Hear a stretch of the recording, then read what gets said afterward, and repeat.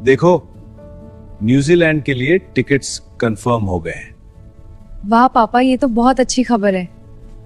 हाँ, बहुत अच्छा। कब जा रहे? सब बहुत अच्छा लग रहा है। फ्लाइट बुक हो गई। हाँ, कितना अच्छा हुआ पापा। बहुत अच्छी खबर है। सब तैयार है।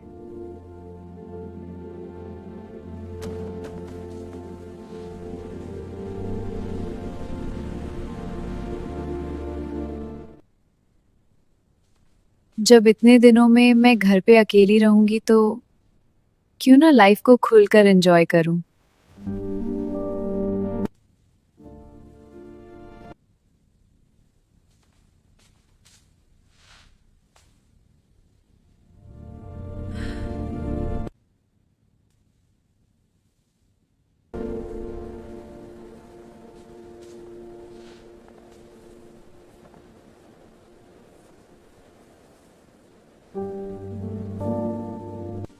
ये जगह बहुत सुंदर है। हाँ, और तुम भी। कभी मेरे घर आना चाहते हो? जरूर, बहुत अच्छा लगा। फिर मिलते हैं। हाँ, बिल्कुल। घर आ जाओ, मैं इंतजार कर रही हूँ।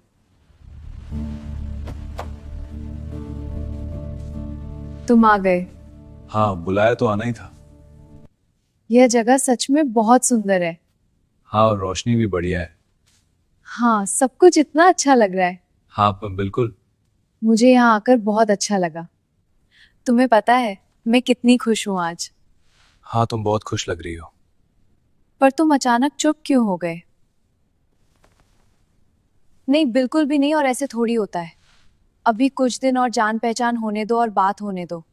इतनी भी जल्दी क्या है? इसमें गलत क्या है? ये क्या कर रहे हो तुम? छोड़ो मुझे। अरे छोड़ दे, छोड़ो मुझे। दोस्तों, ये कहानी शुरू होती है गुजरात के सूरत से। एक बहुत ही नामी गिरामी टेक्सटाइल कंपनी के मालिक, जो कि बहुत ही अमीर थे। उनके पास किसी चीज की कोई कमी नहीं थी, तो उनका मन होता है कि न्यूजीलैंड घूमा जाए। अक्सर साल में एक दो बार वो टाइम निकालकर अपने बच्चों के साथ विदेश वगैरह घूमा करते थे। तो फिर उनके दो बच्चे होते हैं, एक लड़की जिसका नाम दीपिका होता है और फिर एक बेटा होता है जिसका नाम गौरव होता है। दीपिका की उम्र करीब 19 साल की थी।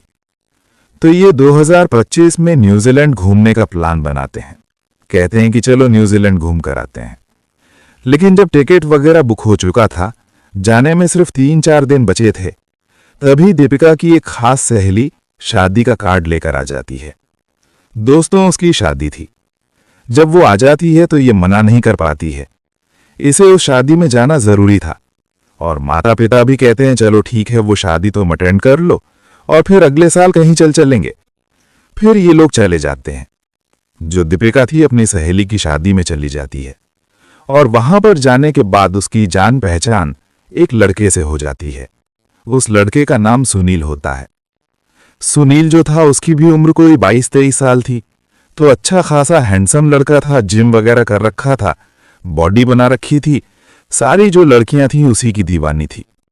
तो जाहिर सी बात है दीपिका भी उसकी दीवानी हो जाती है। धीरे धीरे ये दोनों बातचीत करना शुरू करते हैं और 2-4 दिन एक होटल में ये सारे लोग रहे जहां पर शादी होनी थी।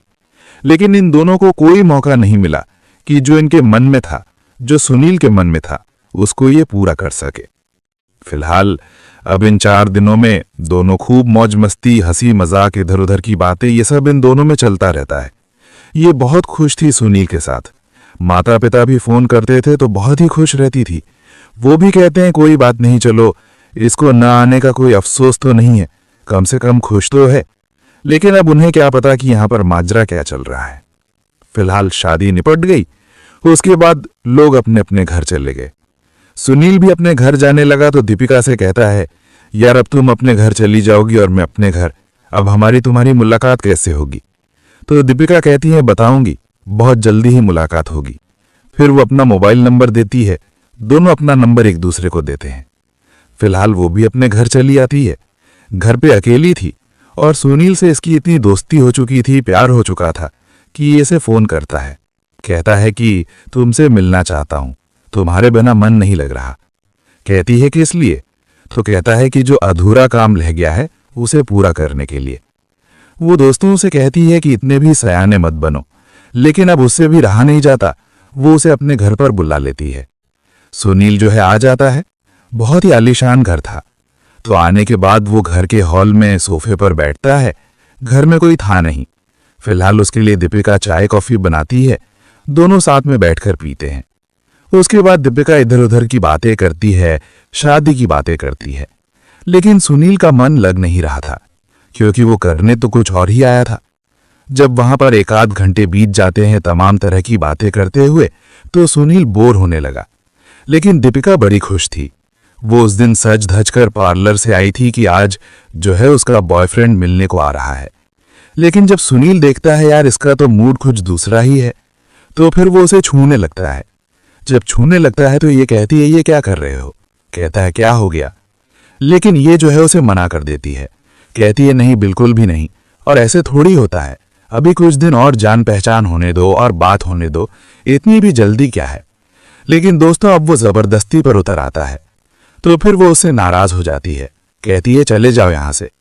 जब उसका मूड ऑफ देखता है तो उसे मना लेता है, सॉरी बोल देता है। कहता है अरे मैं तो मजाक कर रहा था। कहता है कोई बात नहीं है। और उसके बाद फिर वो बातें करते रहे, बेमतलब की बात। सुनील के लिए तो सारी बातें बेमतलब की थीं, लेकिन दीपिका जो है एक्साइटेड होकर उससे बात कर रही थी। फिलहाल आधी रात हो जाती है तो वो वहां से चला जाता है। चला किया जाता है, एक तरह से उसे भेज देती है। कहती है अब अपने घर जाइए। वहां से 10 से 12 किलोमीटर उसका घर था। तो वो चला जाता और फिर जो है 1-2 दिन बाद इनका मुलाकात करने का फिर प्लान बनता है। लेकिन आज जो सुनील था दोस्तों एकदम चिढ़ा हुआ था। वो मनी मन कहता है ठीक है, अब मैं भी तुम्हें बताता हूँ कि मैं क्या चीज़ हूँ। और जो है वो अगले दिन जब वो आना होता है अब की बार, तो एक उसका दोस्त होता है जिसका नाम मनीष होता है। मनीष से मिलता है और कहता है यार ऐसी सी बात है और लड़की जो है बड़ी कड़क है, और एक काम करते हैं कि अगर आज वो बात नहीं मानेंगी तो तू घर के बाहर कार में रहना, और जैसे ही मैं तुझे फ़ोन करूँगा फटाक से घर में आ जाना। आज मैं बताता हूँ उसे कि मैं भी क्या चीज़ हूँ। दोस्तों उसके बाद वो और मनीष एकदम प्लान बना के उसके घर पहुँचते हैं। वो कार में रह जाता है। कहता है जैसे ही मैं फ़ोन करूँगा वैसे ही आ जाना। और ये सुनील जो है उतर के उसके घर में चला जाता है। दीपिका उसे देखती है तो खुश हो जाती है। उसके बाद जब कमरे का गेट बंद करने लगती है तो कहता है कुंडी क्यों बंद कर रहे हो, जब कुछ करना ही नहीं है। कहती है अरे वाह बड़ा शरीफ बनकर आए हो, चलो अच्छी बात है। अब दोस्तों दोनों बातें करते रहे, लेकिन उम्र के इस पड़ाव पर दीपिका भी थी कि वो भी कहीं ना कहीं बहकने लगती है। और उसके बाद वो इधर उधर की बातें करने के बाद वो थोड़ी उसके करीब आ जाती है। लेकिन फिलहाल इसमें बहुत टाइम लग जाता है।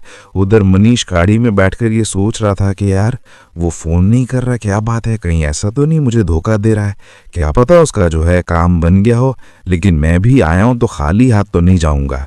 और दोस्तों यही सब वो सोच रहा था। और इधर वाकई में जो दीपिका थी दोस्तों, उसके भी दिमाग में कुछ और ही चलने लगता है। और फिर ये दोनों सुनील और दीपिका जो है वो सोफे से उठकर बेडरूम में चले जाते हैं।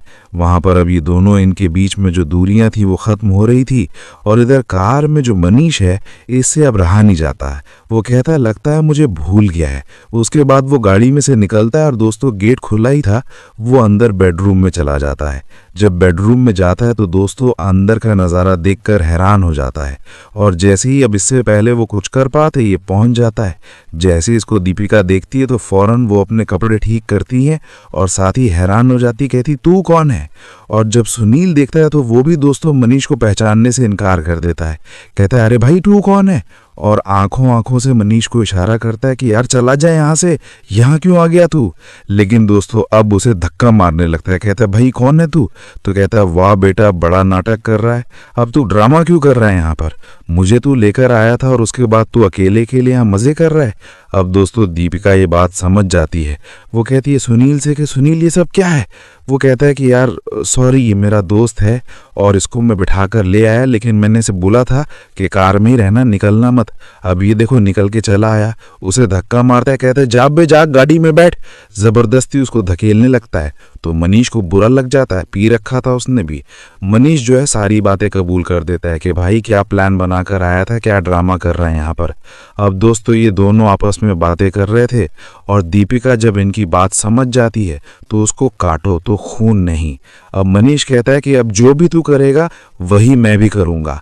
जब ये बात वो सुनती है तो मनीष को एक जोर का थप्पड़ लगा देती है। उसके बाद सुनील से कहती है इसको लेकर यहाँ से चले जाओ और तुम भी चले जाओ, आज के बाद अपनी शक्ल मत दिखाना यहाँ पर।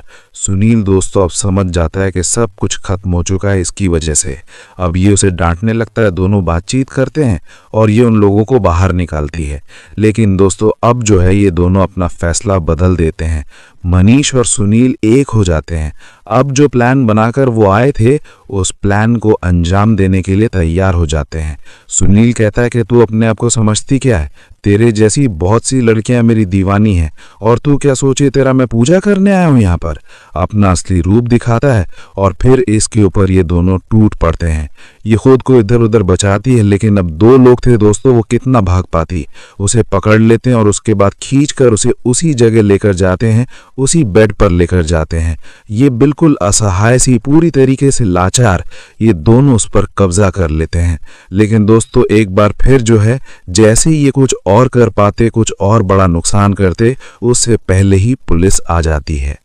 पुलिस क्यों आती है दोस्तों? क्योंकि पुलिस को खुद दीपिका ने कॉल किया था जब ये दोनों आपस में बातचीत कर रहे थे। तो वो जाके कॉल कर देती है कि ऐसी ऐसी मुसीबत में हूँ और मेरा ये घर है, आप लोग फौरन आइए। दो लोग इस तरह से घुस गए हैं मेरे घर में और मैं फला आदमी की बेटी बोल रही हूँ। तो उसके पिता का तो वहाँ पर रसूख था। दोस्तों तुरंत पुलिस आती है और उसके बाद जब घर में प्रवेश करती है तो ये दोनों उसे छोड़कर भागने लगते हैं। लेकिन दौड़कर पुलिस मनीष को पकड़ लेती है। सुनील जो है भाग जाता है। फिलहाल 2 दिन के बाद सुनील को भी पकड़ लेते हैं। ये सूचना जब दीपिका के माता पिता को मिलती है तो दोस्तों वो तुरंत वहां से भागते हैं। अपना उनको टूर कहाँ सूझ रहा है, पिकनिक कहाँ सूझ रहा है, फौरन वहां से वापस आते हैं। अपनी बेटी के नादानी पर तो बहुत नाराज होते हैं लेकिन बस शुक्र था कि उनकी बेटी जो है सुरक्षित पाई गई। अब दोस्तों मेरा ये वीडियो बनाने का मतलब किसी का दिल दुखाना नहीं, किसी के भावनाओं को ठेस पहुंचाना नहीं था। लेकिन आजकल का जैसा दौर है, जैसा ज़माना चल रहा है, बेशक दोस्तों हर बच्चे गलत नहीं होते, लेकिन आज का जैसा दौर चल रहा है कुछ कहा भी नहीं जा सकता। तो इसीलिए सावधान रहें, अपने बच्चों के प्रति सचेत रहें ताकि वो सुरक्षित रह सकें। फिलहाल इस पर आपकी क्या राय है कमेंट में ज़रूर बताएं। इसी प्रकार की कहानियों के लिए इस चैनल को सब्सक्राइब करें। फिर मिलेंगे अगले वीडियो में, तब तक के लिए जय हिंद।